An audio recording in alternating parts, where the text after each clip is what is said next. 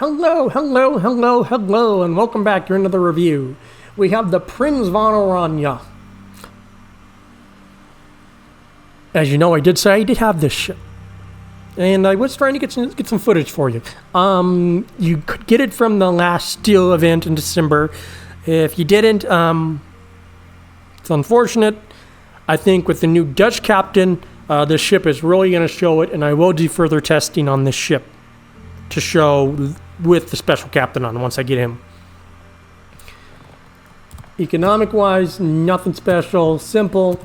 Armor wise, how do I want to put it armor wise? You get a 40 millimeter icebreaker, but again, your stern and your upper aft plating or front end plating is 25 millimeters, which is overmatchable by pretty much anything but 406 millimeter or above. I believe even 380s will overmatch 25 millimeter. So that's pretty much the majority of battleships you will be facing. Let's pull some of the armor away. It is technically a waterline citadel. So,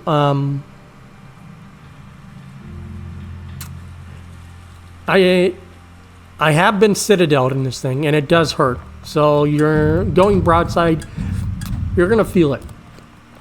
Survivability wise, with it fully spec'd in from what I have it right now, is 52,250. That is with survivability expert and the health flag on there also. And I learned very quickly that this ship needs it. It doesn't have a lot of HP, because we take that off, it's still gonna be. I mean, let's take off the flag for a second. That's still 56,000. We take out survivability expert, it's gonna drop it even down further. So we're looking at close to honestly ZOW health on a tier 10 Dutch cruiser, so you actually really need that HP. The guns though are where it's all at, and the airstrikes, but it's mainly the guns. You get a comfortable 18.1 kilometer range. Secondary is nothing to really fight over. The guns though are 12 234 millimeter guns. They're very decent guns, and they have a 20% of fire and an armor pin for the HE of 39 millimeters. That's the majority of ships you will be facing. So let's go to Yoshino real quick. Looking at Yoshino's armor, it will pin Yoshino's. So for most parts of the operation, yes, you can fight against Yoshino's. But this ship, when I first got her and I was getting like Aegis constantly, I was getting 20, 30k hits with solid armor-piercing salvos. The replay I do have for you isn't the best no armor-piercing salvos, but it does show you what you will get when you do get a decent salvo.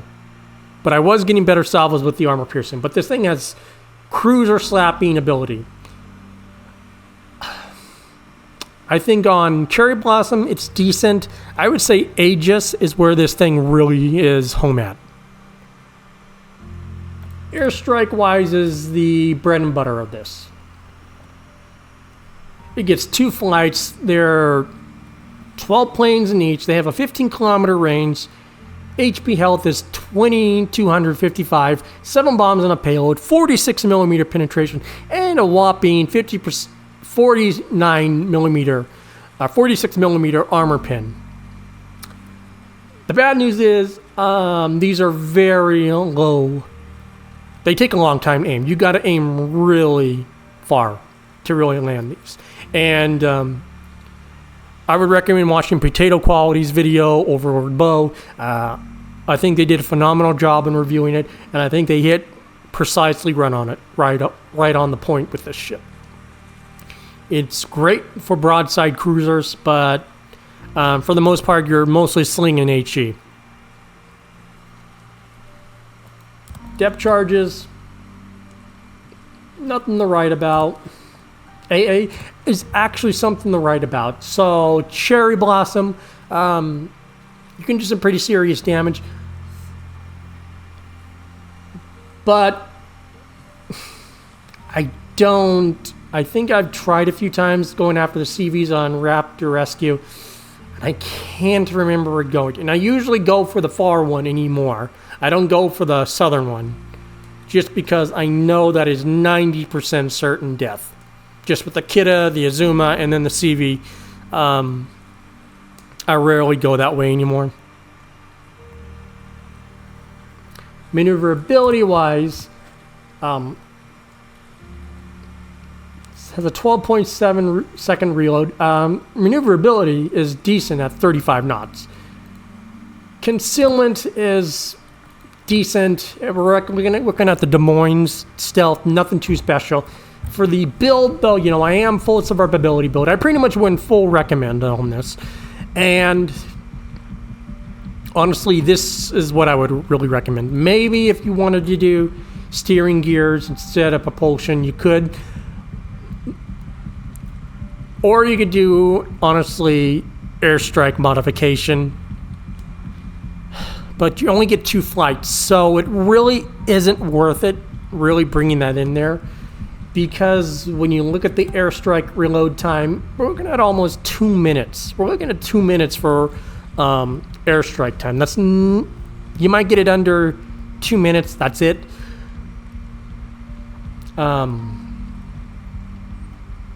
Not great. So I wouldn't even bother with airstrike. I would definitely choose one between these two. But the rest is pretty much a no-go. And then really buff into the health, for sure. Exterior-wise, that is basically, it's just a solid white camel, nothing special. It did come with the steel camo, made of steel. I just stuck with the normal one, nothing too special. Again, I am running the improved commander, which does give me the enhanced AA and airstrike preparation time. So I do get added ability for that. Between him and the new Dutch commander, I would honestly choose the new Dutch commander. I think it's 10 times better than this commander, for sure. But let's get into the replay so you can see what the ship truly does. Hello. Welcome back to the Prinz von Oranje review, folks. We are divvied up into different with Grogu Red. Very nice. He's always asking me how the channel's going. He's a super nice guy. I mean, if you get him into a division with you, he's going to be very nice. Ricky is actually in the hull this time. You know, I do have a problem with the Ricky. It always is Atlantico. But he is in the hull, so you will get to see that ship in the replay. But Grogu's in the Aguirre. Tank Bus is in the Minnesota. We have a Libertard, Haragumo, and a La Pampa. Honestly, the La Pampa, you'd be surprised the number of times I see that. And they just spam out torpedoes. I mean, that's the whole gimmick of this ship. But I want you to look at this La Pampa and see that you could have made better use of it, let's be honest. You don't, if you're going to be in a DD that's a torp boat, you never go for the first wave. You go for the second wave. That's the whole gimmick of that ship. And 60K is a little bit expensive. A little, but I think it's definitely worth it not to have it too populated in randoms, for sure. Because a Des Moines style DD with a Sherman build would be just freaking annoying as hell. The normal Sherman's already annoying. He grounded. Oh my god. Well, I mean, if he was doing super ships, then that makes sense. But oof, that's rough. That is really rough. Right there, we get a nice 20K.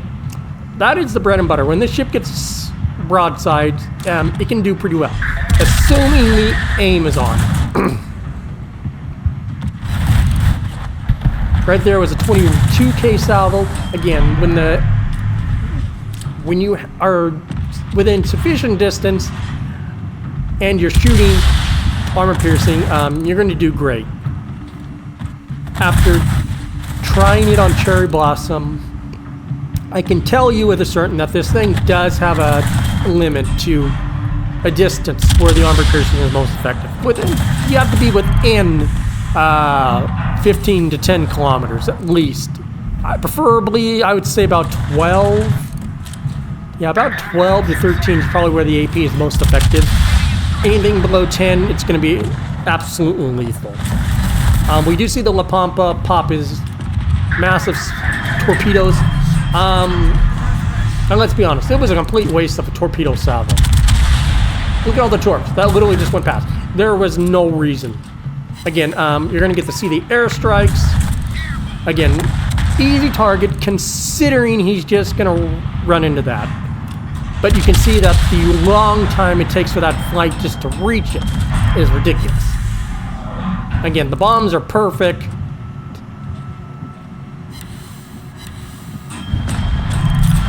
That was like a 20K salvo right there, folks. But well, look at the exact number at the end screen. It was at least 15K, we know that for sure. That is what the airstrike can do if you literally get the perfect drop. Like it was literally 12 bombs. So you've really gotta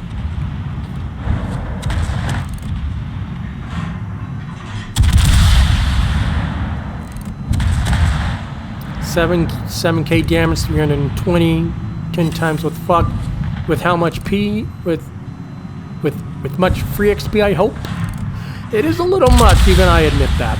I mean, you are seeing, even at this angle, it's not really doing much. So you're pretty much going to be slinging HE, and you can't be too aggressive because I mean because these Yoshinos and Azumas will screw you over. So I know it's not the best as far as armor piercing goes. I mean, I'm sorry, but I wish I had given you some footage when I had first played it. I was getting wonderful amounts of salvos, but you do see when it is perfectly broadside like that. Within that 10 kilometer zone, the AP is just lethal.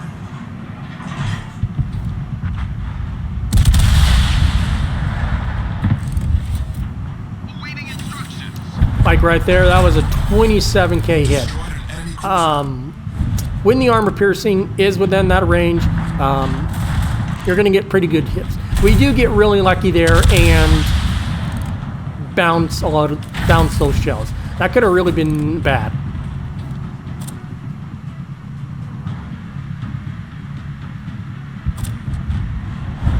I could have, but yeah. Again, you're looking at the airstrike time. It's like 2 minutes. It's ridiculous. I mean, let's look at this. Just to be sure I got the number right. Even with the reload time, it's still like 2 minutes for a airstrike. Like, it's ridiculous. So you're not using so you're literally just going to be slinging armor piercing at 10 kilometers on broadside cruisers, and the vast majority of the time you're going to be slinging HE. I will say though, I think it will get a lot better with the new captain. Like I've said earlier, I really think I will try to test that more with the new captain. I really like that new captain, but you know, if we had had the new captain, it would have went off with all 3 skills by now, because we crossed 150. So this ship will do really well with the new captain. But again, that is still 14 kilometers. But again, it is a Yoshino. It just depends, really. I felt like on Cherry Blossom when I was hitting the first one cruiser.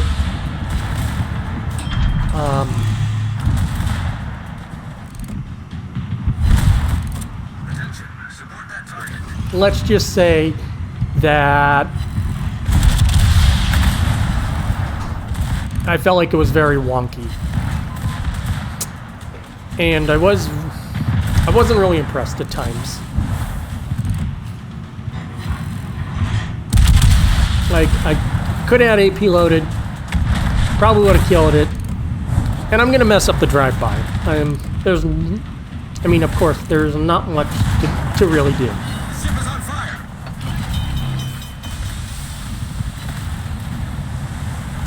Like, I didn't even have armor piercing loaded, and I completely forgot to switch. So that was on my bad.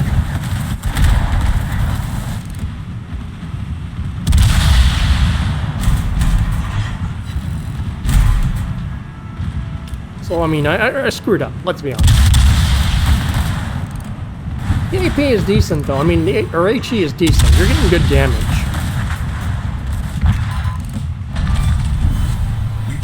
Sorry, my positioning is terrible. Attention. Clarifying the order.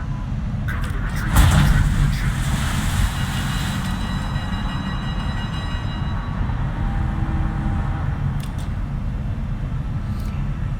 I'm not staying anywhere near the Yammies. I'm not staying near the Yammies by far. I'm getting away from the Yammies because if the Yammies shoot me, I'm fucked. So I'm gonna go for the GK, and even the GK scares me.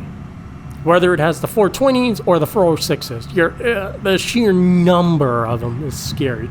And the fact as soon as I shoot, I'm gonna have 2 Yamatos and a GK looking at me.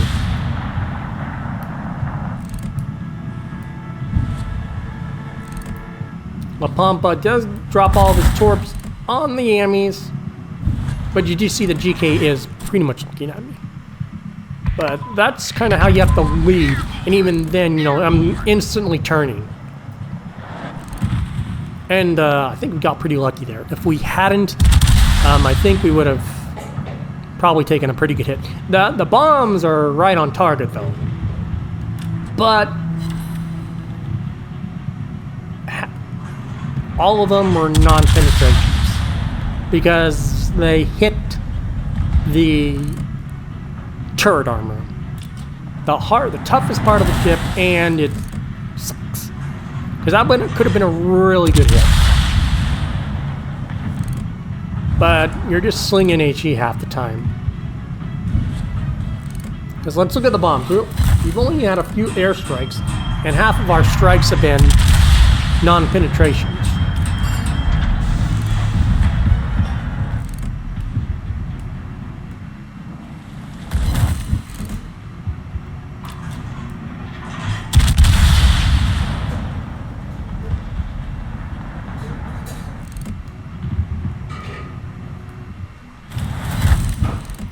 But I mean, you're basically just HE spamming. The Ricky's torps, I believe they run out. Yep, barely run out. You just see it literally ran out right as it hit the ship, which is very unfortunate.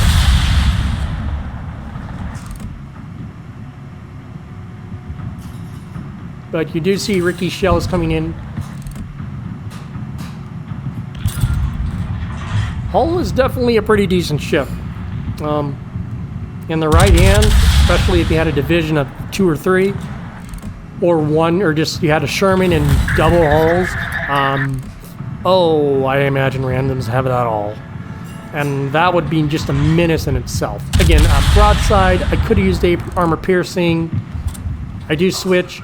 Again, Yammy's right there. I am going to drop a strike on him.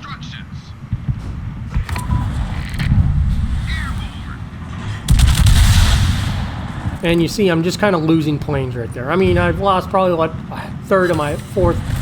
half my squadron. The airstrike is going to hit them. Again, when they're non-pen, it really hurts, and you really start to see it. These will nuke the airfields on Cherry Blossom, but you've got to knock out some of the AA. Otherwise, you ain't making it anywhere. I mean, that's just a given. Torpedoes, direct front. You do get a fire on the Yammy.